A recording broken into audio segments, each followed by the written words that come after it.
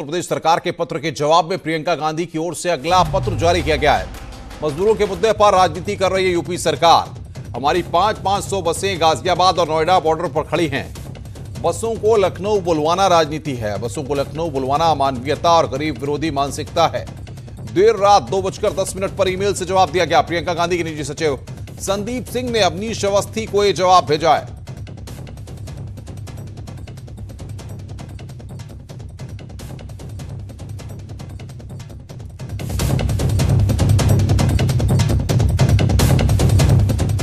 Lockdown 4 का आज दूसरा दिन है। सरकार ने इसके लिए नई गाइडलाइन जारी कर दी है। कई जगह शर्तों के साथ रियायत दी गई है, लेकिन प्रवासी कामगारों की परेशानियां खत्म होती नहीं दिख रही हैं। सरकार की बार बार अपील के बावजूद श्रमिक अपने गांव जाने के लिए बेकरार हैं। इसी पर क्या अपडेट है, ग्राउंड जीरो पर बातचीत करेंगे अपने संवाददाताओं से। मोहम्मद शबाब हमारे साथ लखनऊ से हैं, अमित राणा गाजियाबाद से, आरिफ खान हमारे साथ आगरा से हैं, जो कि एक हॉट स्पॉट सेंटर है आगरा। वहां से सबसे पहले शबाब आपके पास आएंगे। आज जिस तरीके से टीम 11 की बैठक भी 10:30 बजे से है, नई गाइडलाइंस भी सरकार की सामने आ चुकी है, क्या तस्वीर है लखनऊ की?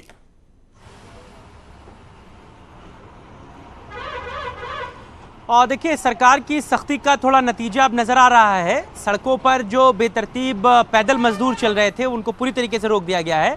हम लोग लखनऊ आगरा एक्सप्रेस वे पर हैं। यहाँ से लगभग लखनऊ की सीमा खत्म हो जाती है। इसके बाद ये पूरा एक्सप्रेस वे शुरू हो जाता है। पहला टोल है, लेकिन जो 2-4 दिन पहले मजदूरों की भीड़ इस टोल पर नजर आ रही थी, यहाँ से राजधानी लखनऊ के भीतर जो बड़ी तादाद में मजदूर प्रवेश कर रहे थे, वो पूरी तरीके से जो है वो बंद है। कोई भी मजदूर अब अभी सड़कों पर नजर नहीं आता है।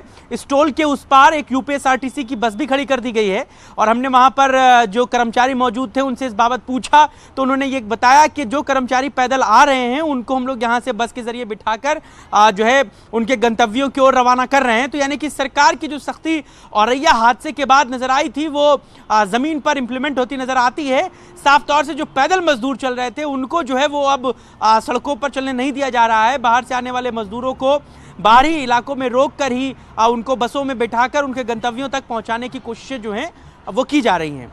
रही दूसरी बात, लॉकडाउन 4 में जो आज से उत्तर प्रदेश में रियायतें मिलेंगी अनुपम, वो भी अपने आप में बहुत खास हैं। और लगातार जो बातें आप बता रहे हैं कि किस तरीके से जो गाइडलाइन का प्रोफार्मा तैयार किया गया है वो बहुत ही यूनिक तैयार किया गया है। सबसे पहले दुकानों के खुलने की जो बातें कही जा रही हैं उसमें सेलेक्टिव डेज जो हैं वो तय कर दिए गए हैं। फॉर एग्जांपल, अगर सोमवार को बिजली के सामान की दुकान खुलेगी तो मंगलवार को कपड़े की दुकान खुलेगी, तो बुधवार को किसी तीसरी चीज़ की दुकान खोली जा सकेगी। इस तरीके की जो है रियायत लोगों को मिलेगी।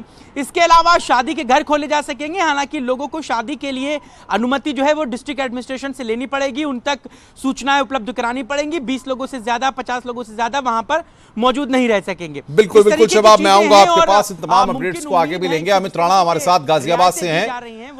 अमित, अगर गाजियाबाद की बात करें तो अब तक तस्वीर क्या है, आंकड़ा कहां तक पहुंचा है गाजियाबाद में, और साथ ही साथ नई गाइडलाइंस का क्या कुछ असर देखने को मिल रहा है?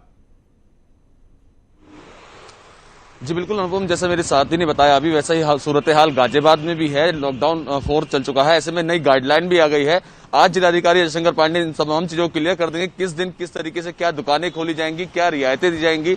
वहीं अगर बात की जाए प्रवासी मजदूरों की, कल एक बड़ी खबर गाजियाबाद से थी जब हमने देखा कि गाजियाबाद के रामला ग्राउंड के भीतर हजारों की तादाद में प्रवासी मजदूर थे, उनकी कोई व्यवस्था नहीं की गई थी। लेकिन आज स्थिति सामान्य है। सड़कों पर भी आप देख सकते हैं कोई प्रवासी मजदूर इतने ज्यादा नजर नहीं आ रहे हैं। हालांकि कुछ एक जगह प्रवासी मजदूर बिल्कुल आपको नजर आएंगे जो कि अपने इस गंतव्य स्थान में पहुंचने के लिए घर से निकल चुके हैं और घर जाने के लिए भी जा रहे हैं। और यहाँ देख सकते हैं आप, सुबह का ये वक्त है। यहाँ ये जो प्रवासी मजदूर हैं किस तरीके से यहाँ पर लेटे हुए हैं बेसहारा, क्योंकि ना तो रोजी रही ना रोटी रही। अब एक ही उपाय बचता है कि अपने घर चले जाएं। उस घर जाने की जुगत में ये किसी भी तरीके से बस घर पहुंच जाए, इसी जुगत में चलते जा रहे हैं। चाहे उन्हें पैदल चलना पड़े, चाहे बसों का इंतजाम किया जाए, चाहे ट्रेन के इंतजाम किया है। अनुपम, बड़ी चीज ये है कि जैसे लॉकडाउन 4 की अगर हम बात करते हैं कि जो आज से गाइडलाइन जो जारी की गई है, उन गाइडलाइन के जरिए क्या क्या चीजें होंगी, तमाम चीजें तभी क्लियर हो पाएगी जब जिलाधिकारी अपनी तरफ से, जिलाधिकारी अजय शंकर पांडे अपनी तरफ से पक्ष रखेंगे और बताएंगे कि क्या क्या दुकानें और किस समय पर खोली जाएंगी और क्या रियायतें गाजियाबाद को मिलने जाने वाली है।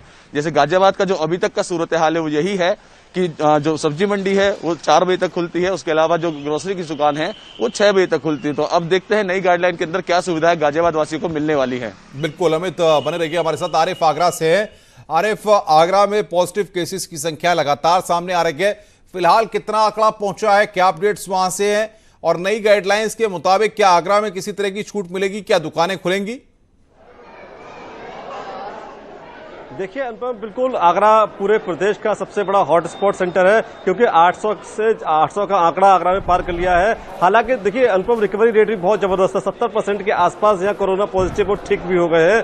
लेकिन जिस तरह से रोजाना 5, 7, 8 के आसपास लगातार कोरोना पॉजिटिव मिल रहे हैं, ये बड़ा फिक्र वाली बात है, क्योंकि सरकार ने बहुत कोशिश की है कि किसी भी तरह से आगरा में कोरोना पर अंकुश लगाया जाए। हालांकि अंकुश को लेकर बहुत सारे काम भी हुए हैं, आप शायद एक हफ्ते से आप देख रहे होंगे, लगातार बड़े बड़े काम हुए। तमाम हेल्थ डिपार्टमेंट के लोग हटाए गए, सीएमओ हटाए गए, एडी हटाए गए और एसएन मेडिकल कॉलेज के तमाम स्टाफ हटाया गया, प्रिंसिपल हटाया गया। तो देखिए असर दिख रहा है, लेकिन जिस तरह संख्या मिल रही है उसको लेकर मुझे नहीं लगता कि आगरा में कोई बड़ी राहत आगरा के लोगों को मिलने जा रही है, क्योंकि आगरा में देखिए कई 44 हॉटस्पॉट सेंटर है। 44 हॉटस्पॉट सेंटर का मतलब आप समझ लीजिए तकरीबन मतलब 80% के आसपास आगरा पूरी तरह से लॉक है, और उन इलाकों में किसी तरह राहत देना शायद सीधी तौर पे खतरे को दावत देना होगा। फिलहाल गाइडलाइन आ गई है, तमाम अधिकारी उसको पढ़ रहे हैं कि कहां कहां इंप्लीमेंट कराना है, किस तरह इंप्लीमेंट कराना है। बिल्कुल बने रहिए हमारे साथ, शबाब हमारे साथ बने हुए हैं। शबाब, इन नई गाइडलाइंस का इंप्लीमेंटेशन करना प्रशासनिक अमले के लिए डिस्ट्रिक्ट लेवल पर इतना आसान नहीं होगा, क्योंकि आपने जो पहली गाइडलाइंस थी उससे बिल्कुल उलट ये गाइडलाइंस हैं। पहले तमाम दुकानें खुल भी रही थी, मेडिकल शॉप्स भी खुल रही थी, अब उसके अलग आपने डे जो है वो क्लियर कर दिए हैं। तो कैसे इसका इंप्लीमेंटेशन करेंगे प्रशासनिक अमला?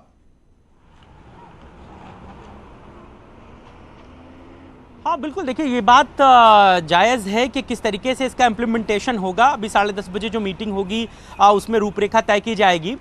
जो 5 तरीके के हॉटस्पॉट बनाए गए हैं, buffer zone, red zone, orange zone और कैंटोनमेंट जोन के अलावा ग्रीन और रेड जोन, तो उस पर कैसे चीज़ों को इम्प्लीमेंट किया जाएगा, इन तमाम चीज़ों को लेकर के प्रॉपरली एक गाइडलाइन जारी होगी। चूँकि कल देर रात जो है वो मुख्य सचिव के यहाँ से ये दिशा निर्देश जो हैं वो जारी हुए हैं कि कुछ ऐसा किया जा सकता है।